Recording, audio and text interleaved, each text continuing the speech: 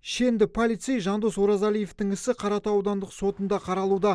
Тараптардың өтініші бойынша сот процесіне бақ өкілдеріне кіруге рұқсат берілмеді. Судьяның айтуынша алғашқы сот мәжілісінде куәгерлерден сұрақ жауап алынған. Тәртіп сақшысына жол ережелерін сақтамай адам қағып кетті деген айып тағылуда. Алайда полицейлер әулетінің мүшесі мұнымен келіспейді. Бүгін таңда біз қылмысты қарауды бастадық. Сотталушы өзін тағылған айып толығымен мойындамады.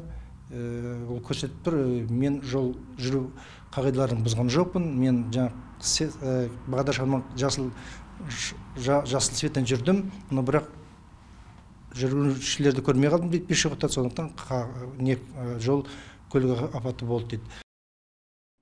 Естеріңізде болса, 2017 жылдың 18 тамызы күні Шымкент қаласына қарасты Мәртөбе ауылында полиция қызметкері өзінің BMW көлігімен 3 адамды қағып кеткен болатын. Оқиға орнында 1980 жылғы азамат мерт болып, оның 7 жасар ұлы мен әйелі жарақаттарымен ауруханаға жеткізілген. Күдікті ретінде Сайрам аудандық ішкі істер бөлімі анықтау бөлімшесінің басшысы Жандос Оразалиев құрықталды. Сондай-ақ оның көлігінен 4 атыс қаруы табылып тәркіленген болатын.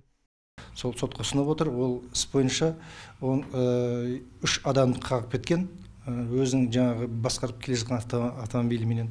Сол көлік апатында 1980 жылы туылған Маханов деген азамат қайтыс болған. Ол азаматтың келіншегі ауыр дене жарақатыменен, 2010 жылы туылған жас баласы ол орта дәрежелі дене жарақатымен ауруханаға түскен. Судьяның айтуынша табылған қару-жарақтары бойынша қылмыстар анықталмаған, сондықтан күдіктіге тек бір бап бойынша ғана айып тағылып отыр. Сот процесі барысында 20-ға жуық куәгерден жауап алынады дейді судьялар. Сондықтан қайғылы жол апатына қатысқан Шенді полицейге қатысты іске жақын арада нүкте қойылмайтын сыңайлы. Жанболат Мелсұлы, Абзал Турабеков, ТВК телеарнасы.